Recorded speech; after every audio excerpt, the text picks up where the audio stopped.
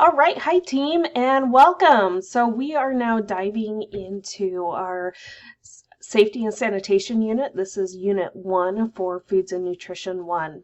So as we dive in, we are going to be exploring careers at the same time. So each digital interactive notebook will have a career spotlight, which will be always at the very beginning of every single workbook. So for here you have Unit 1.0, Career Unit. Then we go into our standard, which is Career Awareness, Exploration, and Preparation. Our learning target is research careers within the 16 career clusters and determine attributes of career success. That is determined by you. So here, our career spotlight is a barista or a server, waitress, waiter. So here where it says barista career spotlight, that you double click that. This is a hyperlink which then takes you into this website, the BLS, which is the U.S. Bureau of Labor Statistics. This is our Occupational Outlook Handbook. So I will expand this.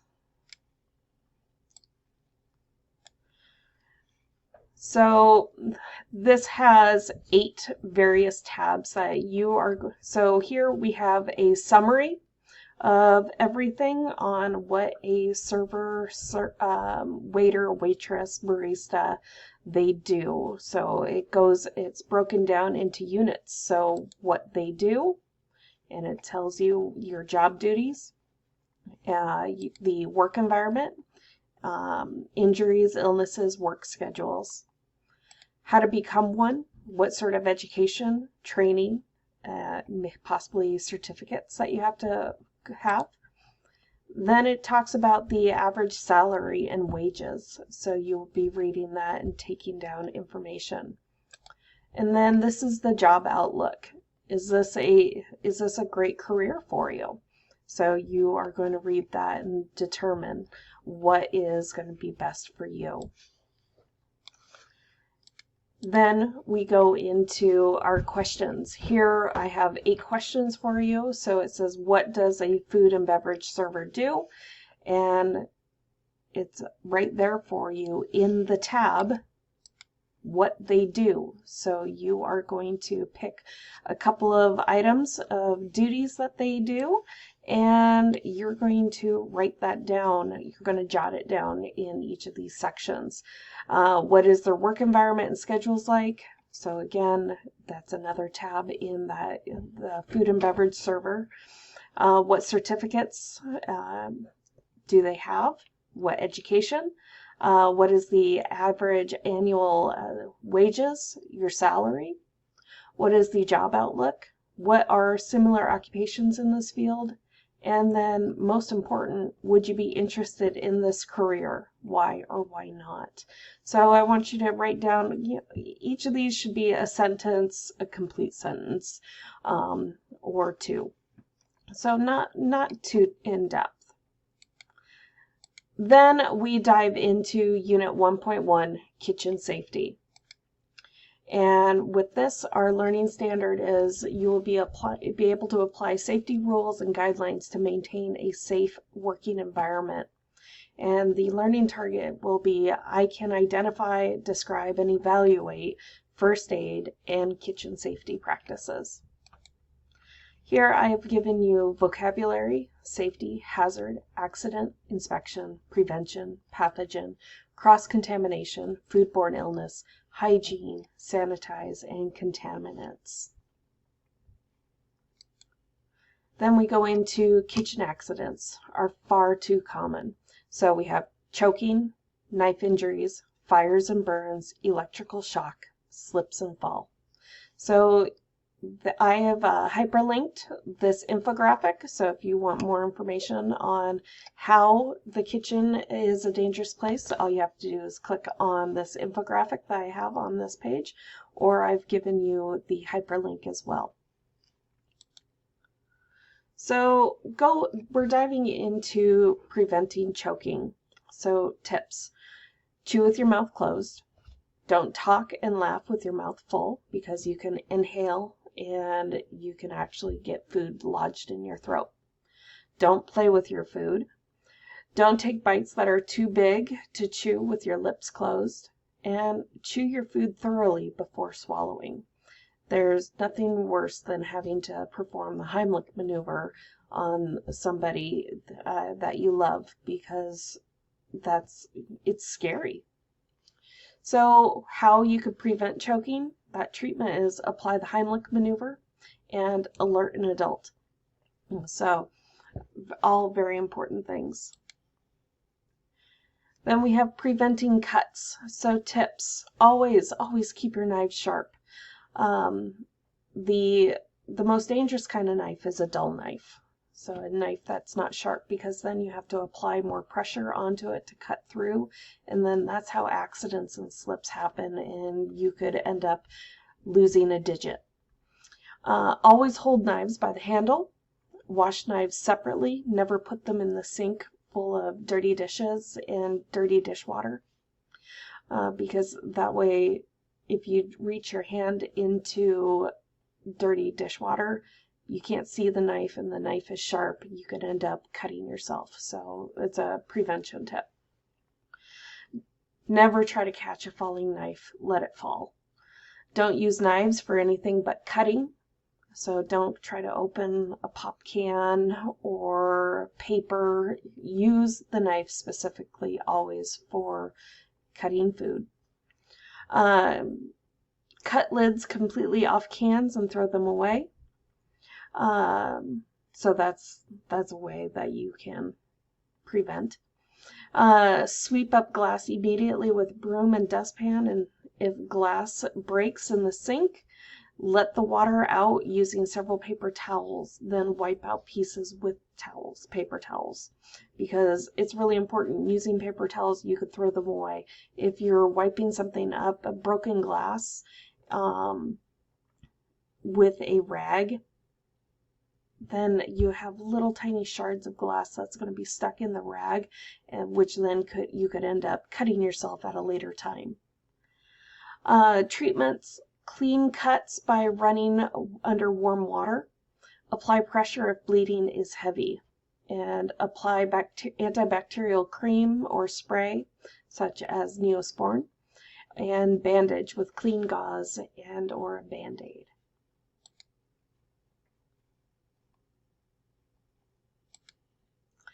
Here you will have use this link, which takes you directly to WebMD to find the proper steps in treating minor injuries that could happen in the kitchen. So with this WebMD link, you would click on it and it would open up, and you'll be able to read the action steps for how to treat and prevent a minor cut to becoming, and then as well as burns.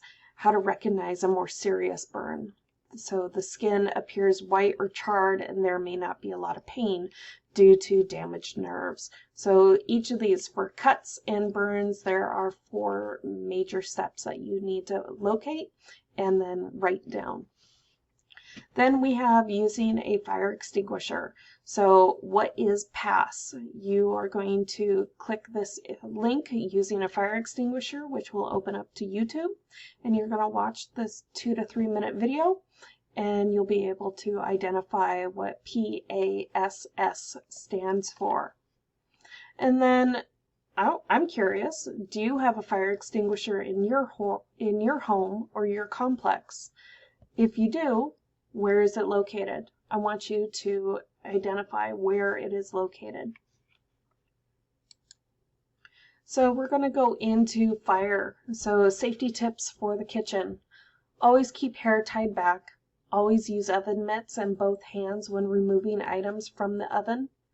Tilt pot lid away from the face to prevent burns from steam. So always lift the handle up as a shield, and it's guarding your face. Keep towels and other materials away from heating elements. I can't begin to stress how important that is because that's where most fires in the kitchen occur. Clean grease and bits of food off of oven. Turn off appliances, oven when done cooking, always when you're done using them, okay? Avoid loose clothing and long sleeves, scarves, jewelry, hoodie strings. Don't store flammable materials near hot appliances. If you smell gas, do not turn on appliances. Ventilate the room and call the gas company immediately.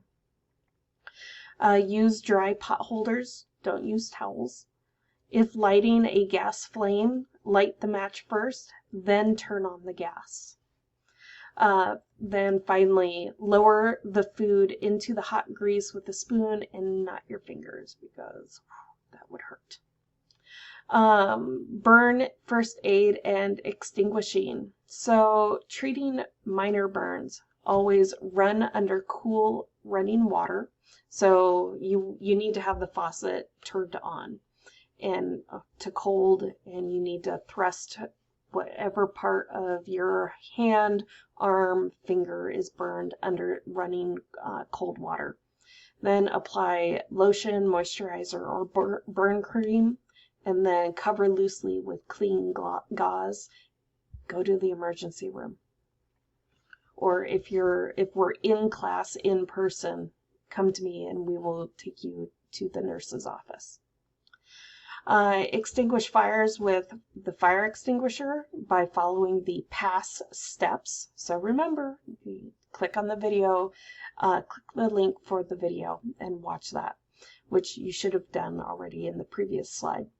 Smother fires with the lid, salt, baking soda, or fire towels. So don't confuse baking powder with baking soda. It's baking soda that you need to use. Never put water on a grease fire. You can make it worse, and always don't panic. So we have preventing electric shock. So the tips are no aluminum foil or any metal in the microwave. Don't plug in several appliances at once or have an octopus outlet. So when I say octopus, octopuses have 8 legs or tentacles. Think of how many cords are coming out of one outlet. You want to have only 2 cords using one outlet. Always unplug appliances after every single use. Make sure hands are dry when dealing with electrical appliances. Keep all electrical appliances and cords away from water. Use heavy-duty extension cords. Don't place electric cords near hot objects, such as the oven or the stove. Water and electricity do not mix, so please be careful. Treatment: unplug appliances, do not touch appliances or persons, and notify an adult immediately. Then we have preventing slips and falls. Tips: clean up spills immediately. Keep floor clear of clutter. Make sure rugs have a non-skid backing. Make sure shoes fit and all laces are tied. And always use a step ladder instead of a chair. The treatment, so treating falls. So if a person falls, leave the person on the floor if anything seems to be broken. So that is a huge safety concern. So if somebody falls, you don't want to touch them because they could have nerve damage, they could have something that's broken. Possibly if they hit their head, they could have a concussion, and you could actually make it worse just by moving their head. So, and then finally, always alert an adult. So then we go down to kitchen safety and sanitation. This is our pre-test. So directions. Watch the video resource. So all you have to do is click on the Kitchen Safety Smart with Stevie, this YouTube. This is a hyperlink which will take you to the YouTube and watch it. If you do not have YouTube, I've provided you a SafeTube link. So the hook, I'd like you to meet my pal Stevie.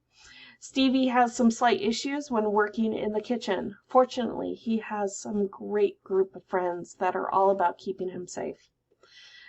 Pay attention to the great advice Stevie's friends give and complete and submit this form when you are done watching. So this is your test your knowledge. So major pro tip, split your screen and watch the 8-minute video while completing this form. So here I've given you the pre-test hyperlink for you.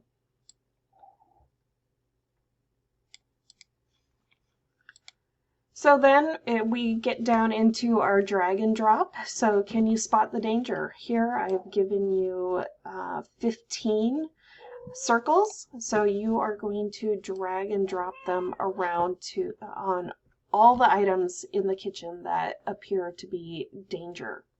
So here I'm gonna just circle the first one for you. We have a kitchen knife that's out and it's also pointed towards somebody.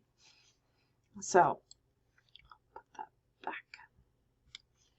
And then we have play the interactive sensory world, dangers in the kitchen. So this is a hyperlink that you are going to double click on or hold down your Control CRTL button and right click.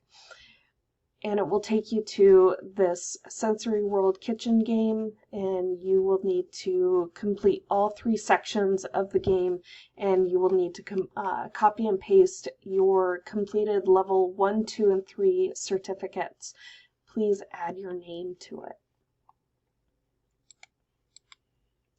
Then we have our kitchen safety. We have a video here that I need you to watch, and then I want you to, from watching this video, I want you to give me 1 prevention strategy for fire and procedures to follow if this occurs. So I want you to tell me how to prevent it.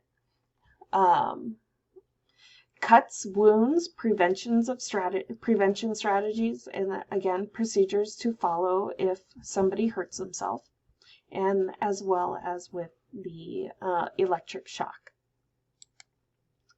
Then we have, I want you to watch the other 2 videos for fall and choking. So I've given you the YouTube links, so you will click on those links and watch those videos, which they're short, and write down the prevention strategy and procedures to follow for both fall and choking. Here I've given you a Mythbusters video on fire extinguisher. And I'd say watch it. It's a great one. It talks about grease fires and how important it is to not put water out on a grease fire because it can cause major issues. Then we have, so this is a checking for understanding for signs of safety. So I want you to identify the practices described below as safe or dangerous. If the practice is safe, I want you to just write safe in the space provided. If the practice is dangerous, I want you then to explain why the practice is dangerous. So one question, Justin stored the cast iron fry pan on the top shelf to get it out of the way. Is that safe or is that dangerous? That is up to you. I want you to complete that activity. Then we have restaurant and kitchen just safety tips. I'm talking more about cuts, burns, slips, trips, and falls, strains, sprains, equipment and electrical and chemicals. Finally, the last page, the same safety precautions you follow at home need to be followed in a restaurant or in our schools' kitchens to make sure we're keeping everyone safe, both during food preparation and when consuming food. I want you to determine if each of the following statements are true or false. So a sharp knife is safer than a dull knife. I'll give this one to you. False. A sharp knife is safer than a dull knife. Yes. No, I'm sorry. That's true. Oh my gosh. So yes, that is true, because if you use a dull knife, it is far more dangerous. So these are true and false. And then I want you to play the last interactive kitchen safety game. Dangers in the Kitchen. I've also have been able to play it in Spanish if that is something you would prefer. So after you are done, I want you to insert your I-1 screenshot in the space provided below.